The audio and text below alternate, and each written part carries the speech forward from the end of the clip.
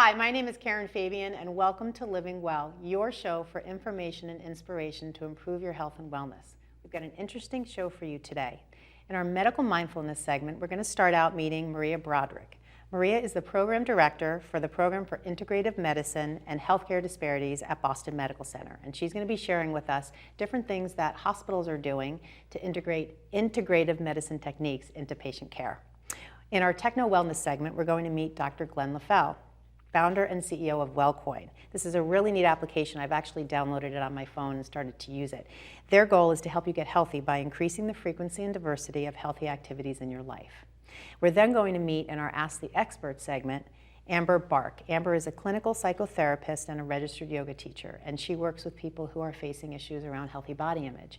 And she's going to be talking to us a little bit about some of those challenges and show us some yoga poses you can do to really feel healthy in the body.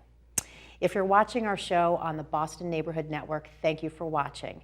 After the show airs, I post it on my YouTube channel, Bare Bones Yoga, so anyone, anywhere can watch it. I'd also like to thank our show's primary sponsor, Yoga Reaches Out.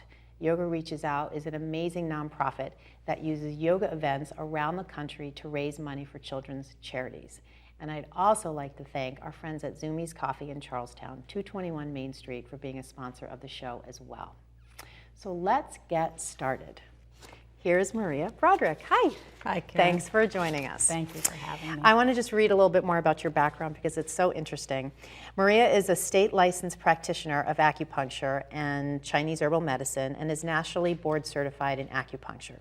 She holds a master's degree in Oriental medicine from the New England School of Acupuncture and a doctoral degree in human development and psychology from Harvard University. While a graduate student in Oriental medicine, she received a Schweitzer Fellowship to develop a specialty clinic on treating children with attention deficit disorder. Her doctoral studies in human development and psychology focused on understanding how the experience of chronic illness affects development in children and adults. She directs the program in Integrative Medicine and Healthcare Disparities at Boston Medical Center. That is a mouthful, but so interesting. I could have you on the show for the whole thing to talk about all these different aspects. Can you first share a little bit about what the program in Integrative Medicine is and why a large city hospital like Boston Medical Center would devote a department to this? Absolutely. Yeah. So at Boston Medical Center, our mission is to provide exceptional care without exception. And that means that we are responsible not only for taking care of people with acute conditions, but really supporting people in managing chronic illness. Okay. And a component of managing chronic illness is supporting wellness, stress reduction, pain management, and integrative medicine addresses all of those things. Okay. Our program is actually housed in the Department of Family Medicine, and so we're a primary care provider, and wellness and prevention is part of the mission of family medicine, and so that's why it's a natural home for us. The program's been around for 10 years. Oh, wow. It's co-led by 3 physicians and myself, and we provide a combination of clinical services in acupuncture, massage, yoga, tai chi, a range of other modalities. We do extensive research on integrative medicine and how it can be applied to our patient population, and we educate medical students and residents in how to bring integrative care to the provision of primary care. Oh, that's wonderful. So a more well-rounded approach to treatment. Okay. Absolutely. Excellent. One of the things that I didn't necessarily catch in our pre-interview when we chatted on the phone was the piece about healthcare disparities being part of, the title of your department. Can you talk a little bit about the focus there? Yes, so most people who have access to integrative medicine, for example, a neighborhood yoga class, have some means. Right. And those resources are available to them because they can afford them, they're in their neighborhood, they are aware of what yoga is and what it can do. For our patient population, which is largely poor, access, affordability, even awareness are not necessarily there for the power of integrative medicine and what it can do in support of your wellness and prevention. So healthcare disparities refers to people not having access to forms of health care that might be more typical in a wealthier population.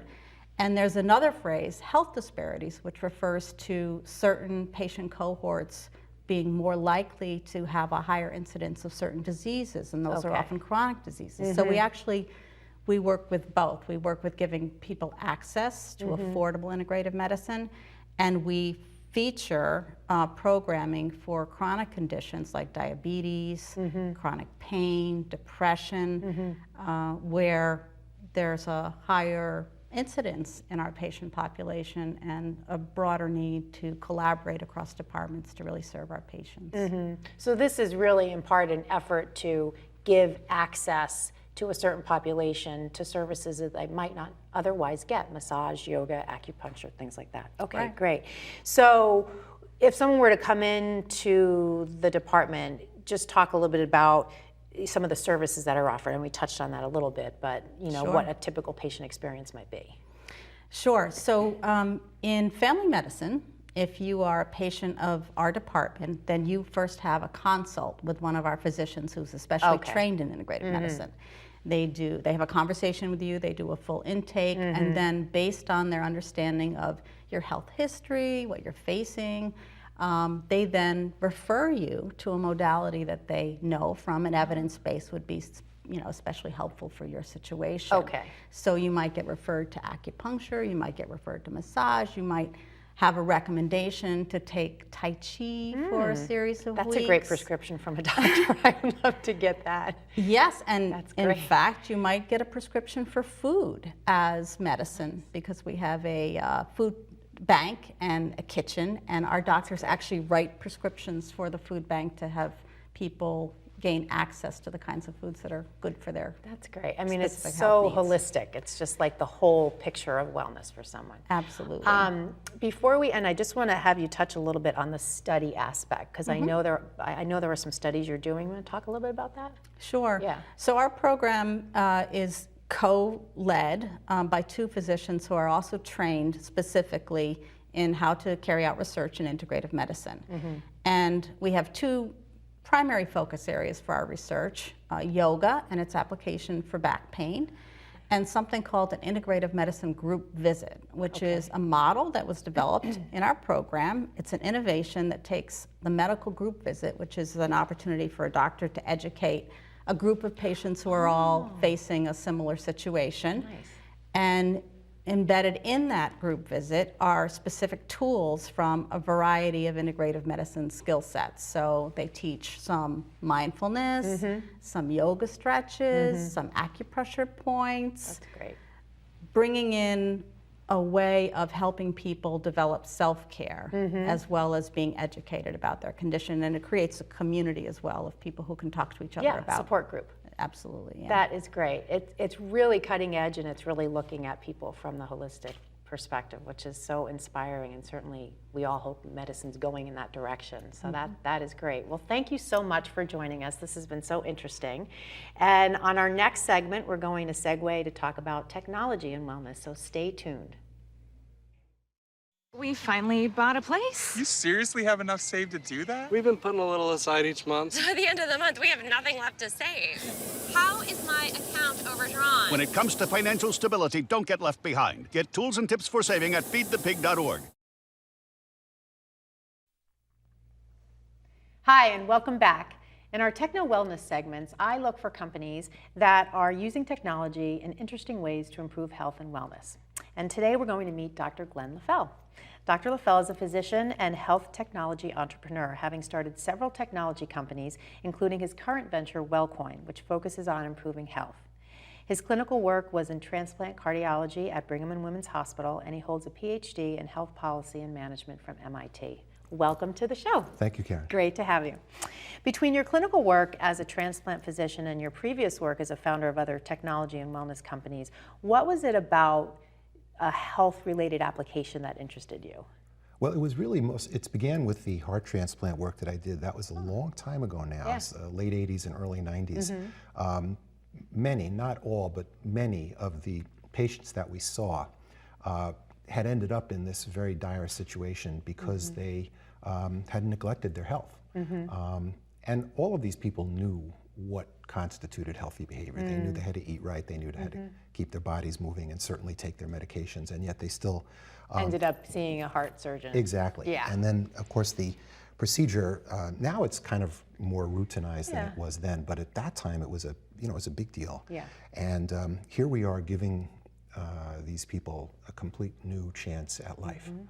And I came into the proposition thinking that people would take that opportunity and find a way to improve their healthy habits. That would do it. That you would If think. that You would wouldn't think, do it, if- you'd think that would do it. you Yeah. would think the scare, and for some people it did. Sure. But for a surprising number of other people, they still didn't do it. So I knew that this was a very serious, almost intractable problem to try to get people to develop healthy habits. From like a behavioral standpoint. From a behavioral Yeah. standpoint, Yeah. exactly. And so I then began looking at what else has been done, and there's been tremendous progress in terms of making content available to people. So people can easily find out what healthy behavior is. Use Google.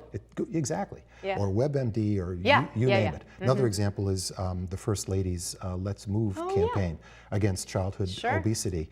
There's tremendously good and easily digestible content there. Yeah. And yet despite all of that, Not enough. you've got a third of the US adult population is obese, another third True. is overweight. Yeah. So 2/3 are, Yeah. on the wrong side of healthy. So it's like the info alone isn't enough. The info alone isn't enough. So Yeah. that's exactly where Wellcoin Okay. came in. I designed Wellcoin to try to support the information that is so easily Okay. accessible, in particular in two areas.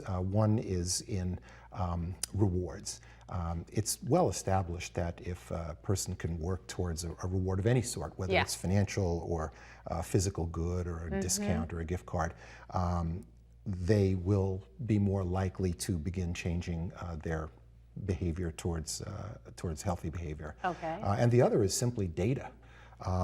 Data to track your own behavior over time, and also at the population level. So, for example, if the First Lady wanted to track the number of healthy breakfasts eaten in Sure. her cohort over a month or 2 Right. months, there's nothing in Let's Move to do that. Oh, right. There really isn't. So the Yeah. content is there, but the absence of data and Right. rewards, I think, hamstrings these very well-meaning Sure. these things. So that's where Wellcoin comes in. Okay, so tell me, I downloaded it a couple weeks ago in preparation for the show, and Great. I'm starting to kind of integrate when I do something healthy, go to my phone. But for someone who doesn't know about it, tell us a little bit about how it works. Okay, and tell so- us about the rewards, because that's Absolutely. the part that people want to know about. That's what people yeah, want to know. Exactly. So we developed the world's first health currency. Okay. People join for free. It's Yeah. always free. Always free. And then once you have a account, you begin claiming and verifying that you did healthy activities. And we have Okay. a very, very broad and inclusive view of healthy activities. It's Okay. all the obvious things: running, walking, jogging, eating a healthy breakfast. Sure. Certainly includes all of the things that were covered in your first segment Oh, yeah, on okay. integrated medicine. Yeah. And other things like doing volunteer work, nice. buying someone flowers, Yeah. keeping your child healthy. So it's a very, very broad view That's of great. health. So you claim that you've done these activities and verify that you Yeah. did it. And for your effort, you earn these Wellcoins. Okay.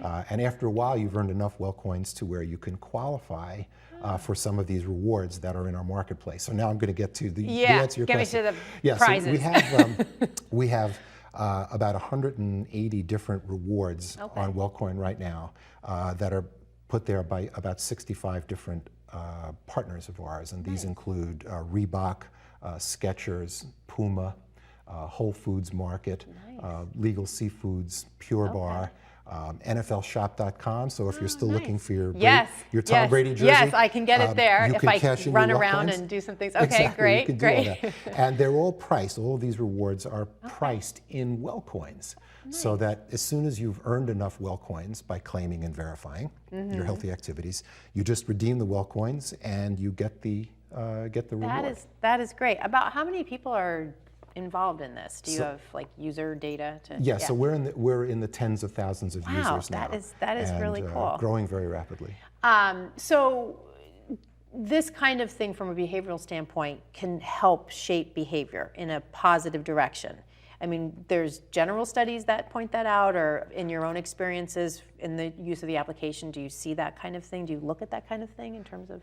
Yeah, so there's good scientific evidence that rewards can help people create healthy habits. So there's no doubt about that. But there's other things about Wellcoin that really help as well. First of all, it's fun. If there's anything I could communicate, it's fun. So I remember I talked about verification. Yes. So the way, and if you verify your claim, you're going to earn a lot more Wellcoins for it. Yeah, tell me about that, because I think as a user I'm missing that point. Okay, so good. I'm like, if I say I'm running around the river 5 miles, that's not verifying it. That's exactly right. We just call that a claim, and we will give Wellcoins for just a simple claim, but not a lot. You're never going to get your free pair of Puma sneakers, or you can, but it's going to take you a long time, unless you verify. So there's really cool ways to verify. First of all, if you're running with a friend, you can request that your friend verify your claim. Got it. If you're, and I know you're a yoga instructor, if I was taking one of your classes, I could request that you, as what we call Wellcoin, a trusted source, because you're a professional. And if you verify it as a trusted source, then I would earn quite a large bonus. There's 2 other ways which are also fun, if I may. One is by taking photos. Wellcoin is a very photo-rich site. It's almost like Instagram for health and wellness.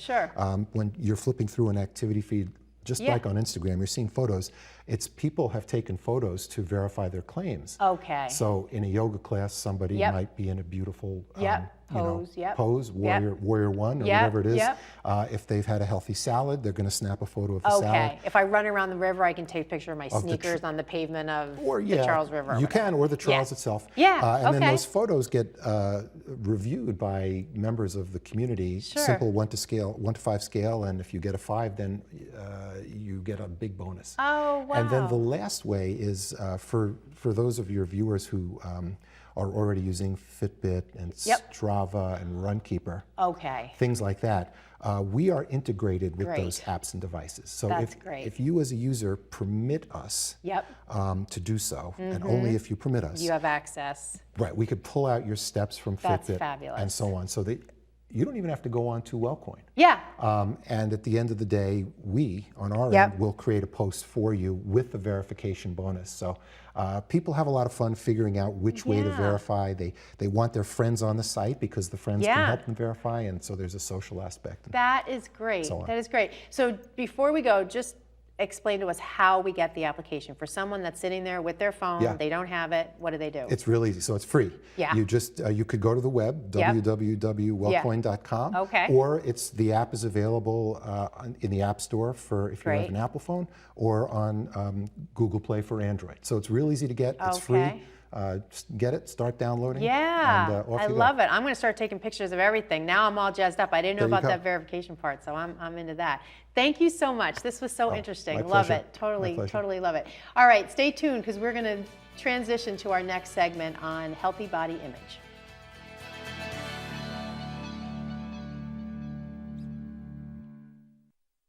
Congrats on paying off all those student loans. Finally, right? I'm kind of living paycheck to paycheck right now. Well, have you tried saving? Bill collectors, they're the worst. Am I right? When it comes to financial stability, don't get left behind. Get tools and tips for saving at feedthepig.org. Hi, and welcome back. In our Ask the Expert segment, I'd like to introduce you to Amber Barke. Hi, Amber. Hi, Karen.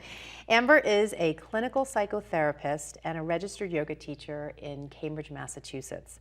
She works with clients in her psychotherapy practice who have a wide range of issues related to disordered eating, including body image, nutrition, weight, and exercise.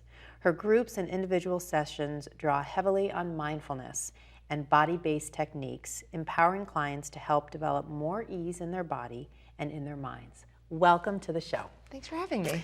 Can you share a little bit about your interest in focusing on this aspect of wellness, this body image issue? Sure. So in part, my interest is personal, having struggled with and recovered from body image issues myself. So it's something that's very close to my heart and that I've learned a lot about in the process. And generally, kind of from a more objective standpoint, in my clinical practice over the years, what I've recognized is that body image issues are rarely happening on their own. So they're rarely happening in isolation. So I think it's so important in wellness to be able to use body image and questions about body image as an avenue to discover what else might be going on. Under the surface. Under the surface. Yeah. Anxiety, depression, feelings of not enoughness, Yeah. insecurities, sometimes clinical eating disorders, Right. certainly, but not always. Right, right. Okay. I think sometimes an example can be a helpful way for a viewer to kind of get a sense. So give us some examples of what you're talking about. So I might work with clients who come in with very specific disordered eating behaviors like restrictive eating, over-exercising, binging, compulsive eating, purging, or any combination of those. Okay. I also get people who come to my practice who are just more generally dissatisfied with appearance, weight, their own health and wellness, Right. or who might experience obsessive thinking about food or changing their body. And sometimes these clients have been told that they need to lose weight or they need to change something about their health or well-being, and sometimes not. And so it's not always necessarily directly related to a medical issue. Okay. Per So se. there's kind of a range severity-wise in terms of the people that you see. Absolutely. Yeah. Absolutely. And the question really are the thoughts about food and weight and exercise getting in the way of you being able to enjoy your life? Okay. Getting in the way of your ease and well-being and peace of mind. Got it. Yeah. Okay. We think about these kinds of issues oftentimes as being female issues with women. Is that true? No. Okay. General answer, short answer, Yeah. no. Gender, sex certainly may make a difference in the ways that we envision a certain ideal. Right.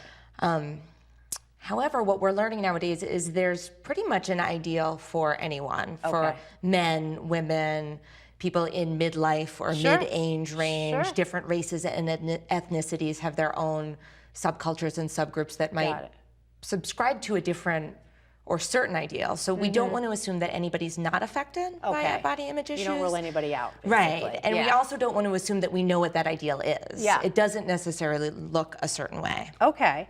I know social media plays such a big role in general influencing us.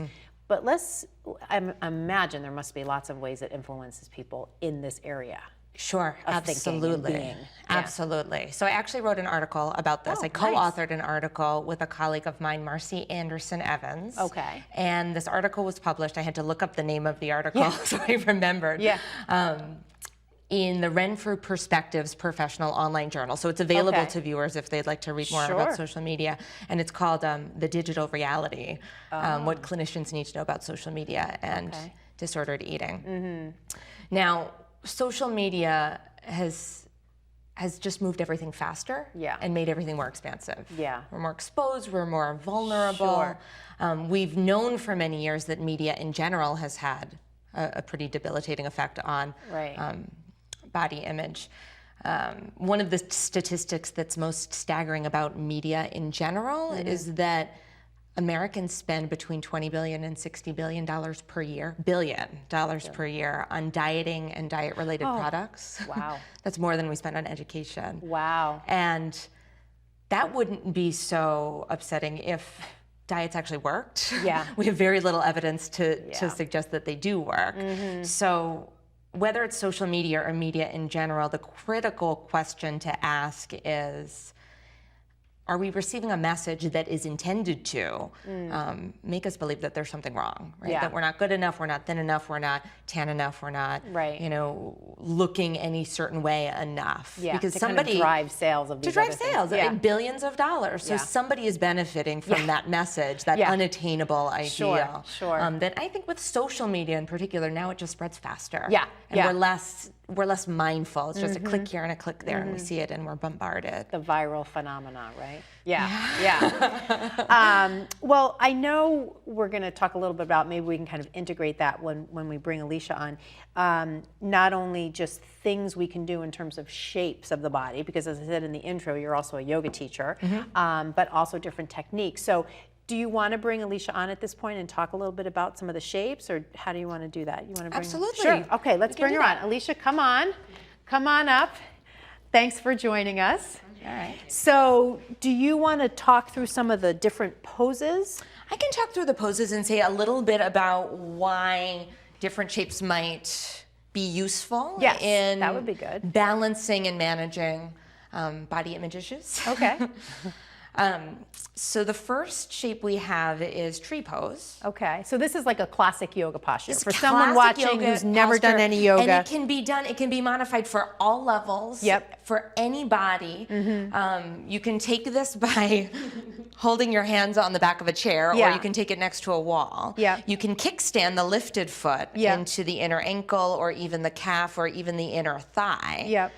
And this is a balance pose, obviously, because Right. we wobble and it's Yeah. hard to stay steady. So it really helps with concentration. When we're kind of obsessing about what we want to look like or what we don't look like. Okay. Sometimes it's helpful to just shift attention and Yeah. focus on something else. Okay, so great. Tree is a great pose for increasing concentration and focusing on just one thing at a time, and it also Yeah. helps us. It's hard to do it on TV. It I think that is, makes I it bet. like And triply it's- challenging. Yeah. Yeah, it lets us just kind of accept our imperfections, the Yeah. wobbles and Yeah. the That's great. shifts. That's great. Okay.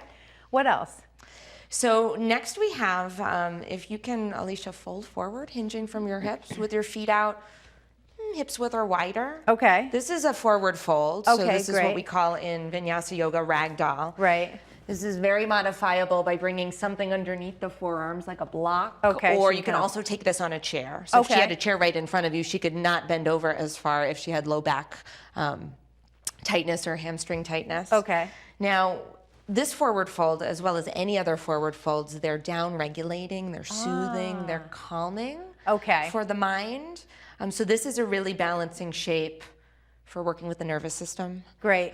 For letting go of busy brain, Yeah. anxious thoughts. So that kind of relates to some of what we've been talking about when you're Absolutely. obsessing about your body Absolutely. and how, you know, this kind of brings Because that's you- happening in your nervous system. Yeah. Because when we feel calm and centered, Yeah. we have less of an agenda to fix Yeah, something. yeah. Right? We can This just one's probably relax. better to do on TV, huh? Right? Nice and relaxing. Okay, awesome. What about another one? Is there another one? Absolutely. So if you can come onto the floor, please.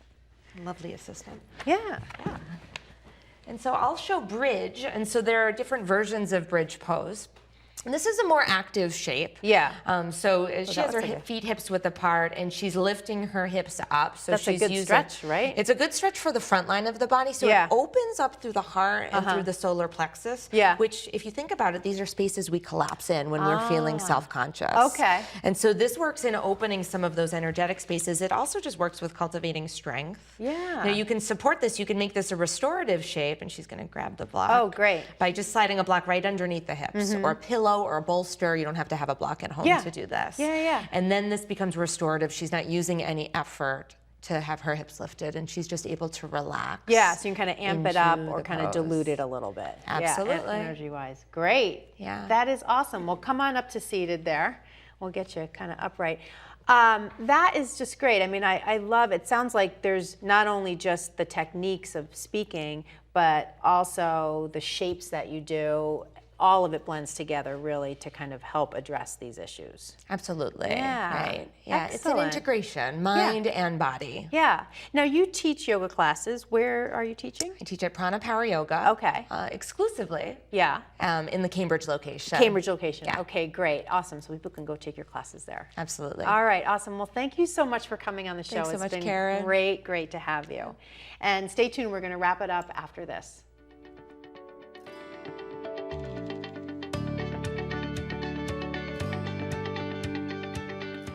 When I was 6, my mom had a stroke. I'm Paul George. Learn the signs of a stroke fast. F, face drooping. A, arm weakness. S, speech difficulty. T, time to call 911. Spot a stroke fast. Well, that's our show for today. Before we close, let me remind you and encourage you that between now and the next show, if you have any ideas around health and wellness, inspirations, tips, things you're doing to stay healthy, please use the hashtag LivingWellBNN on Twitter and share your thoughts and ideas. Thank you so much for watching, and between now and our next show, live well.